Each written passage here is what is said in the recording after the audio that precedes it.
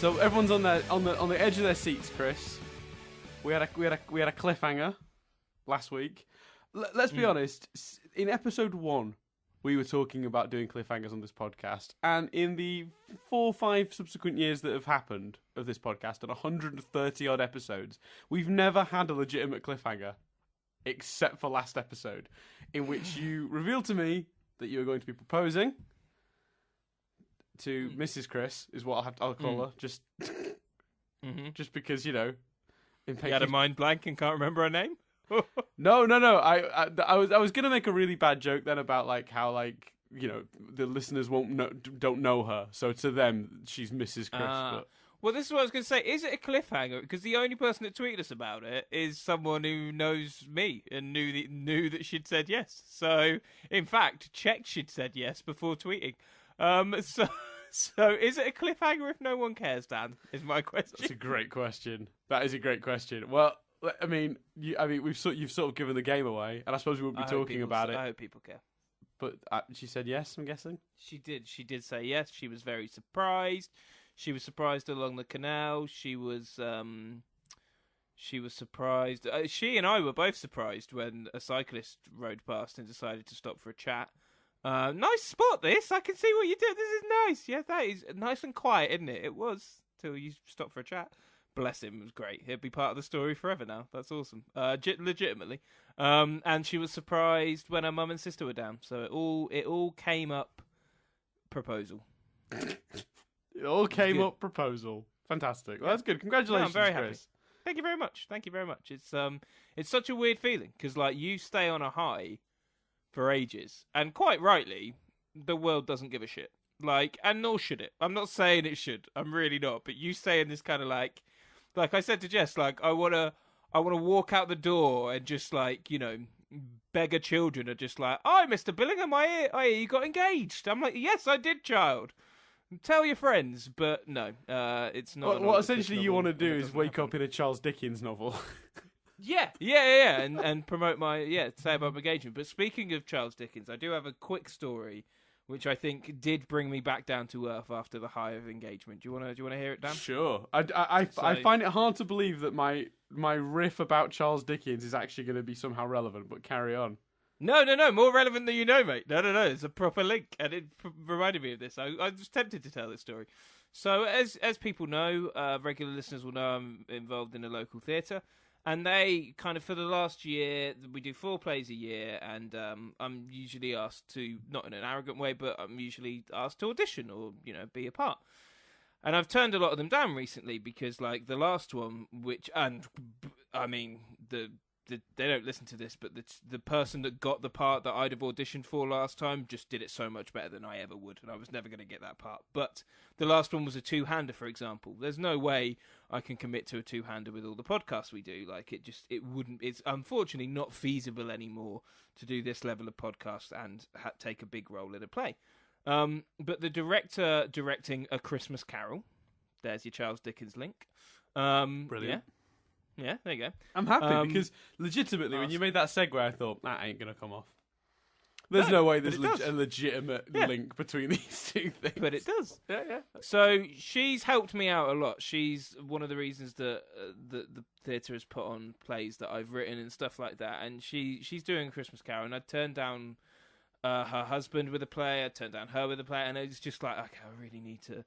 I do want to do this, and I find it hard to turn her down. So I was I went in, and I already sound like a bit of an arrogant prick when I go in and say, can I not have a big part? I can do it, but I can't attend every rehearsal.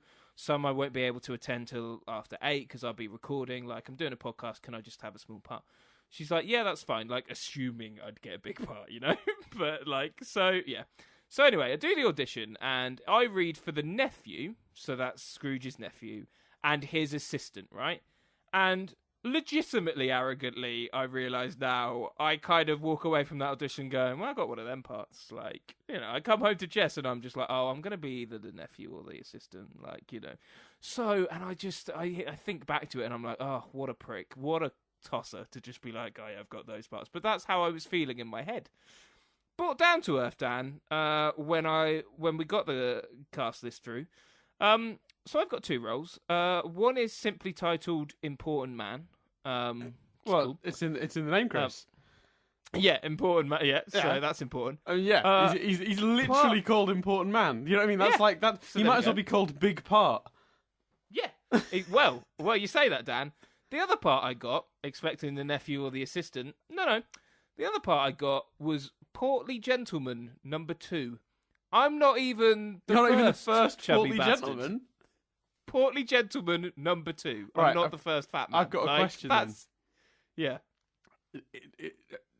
Who got Portly Gentleman number 1? And is he more that's- portly or less portly than you? Well, there's Because is it descending or ascending? That's what I need to know. Well, I'll tell you this in this story, right? So not only is my ego a little bit kicked, right, and then it wasn't because I was like, well, actually, these are small parts. Like I'll be in the chorus, but I now don't need to feel guilty when I'm, late for rehearsal or not attending. So that's fine. So I get over that, and then this happens. This second thing happens. So I'm attending a rehearsal the other night, and it's the second rehearsal I've been in with Portly Gentleman number 1, who I won't name, and that will become obvious. Why? And we do the rehearsal, we do the scene, and then we go, and then the next rehearsal I'm about to go on, and the way the director told us to do it was I walk on, he follows, we do the scene, blah blah blah. So we stood there about to go on, and the dude turns to me and he goes, "Oh, I was thinking about it, Chris. Maybe I should go on first because you're a lot bigger than me, and I don't want to get lost in your shadow." Whoa! He's legitimately worried that I'm so portly that I'm going to cast a shadow across the lit stage and the audience won't be able to see him. So that was fun. So yeah, I mean, that tells me that it's descending then.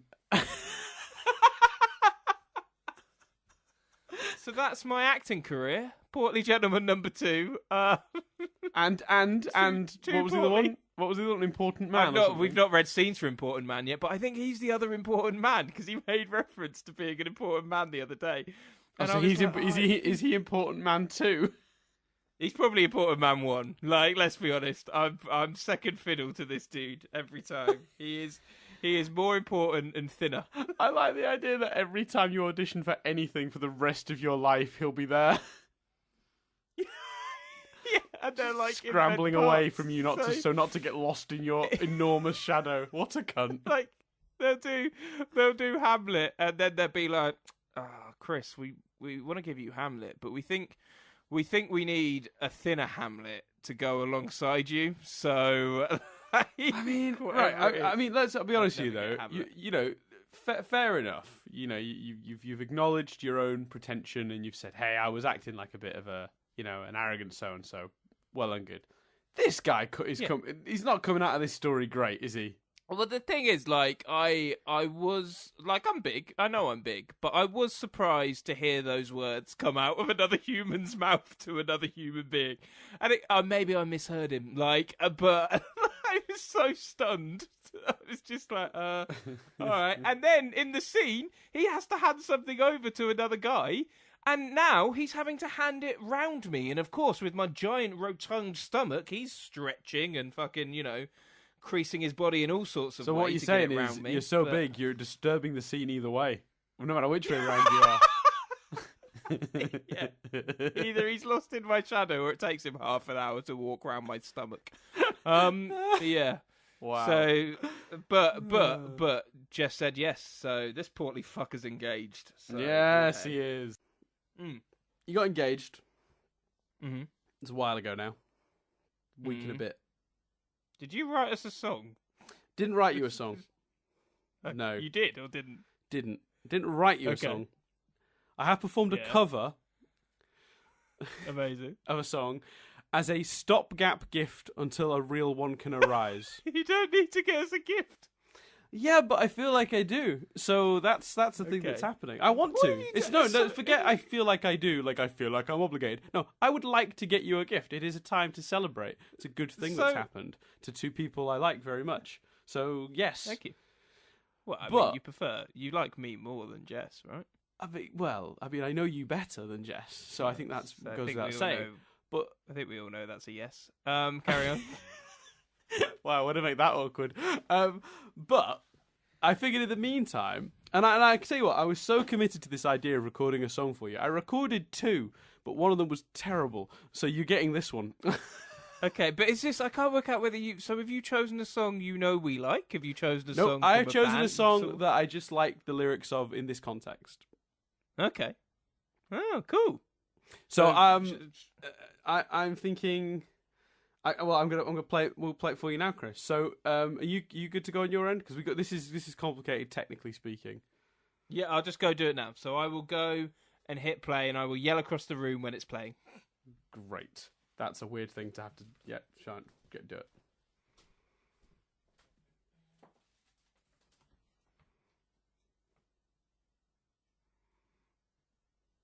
This is awkward.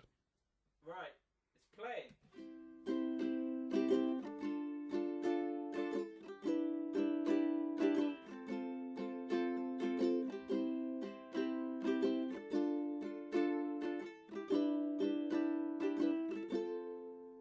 Everything is great, everything is grand. I got the whole wide world in the palm of my hand. Everything is perfect, it's falling into place. I can't seem to wipe this smile off my face. Life's a happy song when there's someone by my side to sing along. Everything is great, everything is grand. I got the whole wide world in the palm of my hand. Everything is perfect, it's falling into place. I can't seem to wipe this smile off my face. Life smells like a rose, with someone to paint and someone to pose. Life's a piece of cake, with someone to pedal and someone to break. Life is full of glee, with someone to soar and someone to see. Life's a happy song when there's someone by my side to sing along. I've got everything that I need right in front of me. Nothing's stopping me, nothing that I can't be with you right here next to me. Life's a piece of cake, with someone to give and someone to take. Life's a piece of pie, with someone to wash and someone to dry. Life's an easy road, with someone beside you to share the load. Life is full of highs, with someone to stir and someone to fry. Life's a leg of lamb, with someone there to lend a hand. Life's a bunch of flowers, with someone to while away the hours. Life's a fillet of fish, yes it is. Life's a happy song when there's someone by your side to sing along. Everything is great, everything is grand. I got the whole wide world in the palm of my hand. Everything is perfect, it's falling into place. I can't seem to wipe this smile off my face. Life's a happy song when there's someone by your side to sing along. Life's a happy song when there's someone by my side to sing along. Oh, I'm very touched by that. Thank you very much. Yeah, you're welcome. That's very, very sweet. Thank you. Yeah. Emotional. That's wonderful. Yeah, I thought the lyrics were really apt. I couldn't quite. Yeah. Well. Is it Tim Minchin? What's that, sorry? Is it Tim Minchin? No, it's from the Muppets movie. Oh, cool. It's the opening of the Jason Segel Muppets movie. I cut one verse out of it about being 3 foot tall and the world seeing you differently because that's very Muppets related. It's very specific. I'm very touched by that, mate. Thank you very much. No, you're very welcome. You're very welcome. Yeah. I'll get you an actual gift. Don't worry, it's fine. But No. You don't have to. Stopgap. That's stopgap gift. No. I really nearly embarrassed you by putting some sort of cheesy video of pictures of the two of you together and sending it to that and just sticking it on Facebook. But I thought the podcast a slightly more public place to do it, and I didn't have to worry about putting a video together. So less work. Yeah, that's fair. That's fair. And I think if you did that, like you'd be like, "Oh, Jess, he's put on weight since you met. He's not the handsome man he was at the beginning. It's this nostalgia riding this wave, and Shit, yeah, I didn't even think about that, but you've definitely let yourself go. No, I'm kidding. Yeah, mate, I'm poorly gentleman number 2. That's true. Yeah, you used to be the lead in these things. Jesus Christ, how far you've fallen. When we started dating, I was literally leading a play. Weren't you Nicholas Nickleby at one point? Yeah, not one movie to get, but I was in a play about foxes. But anyway. Yeah, anyhow, dear. that's everything for this week, for sure. Go away. See ya.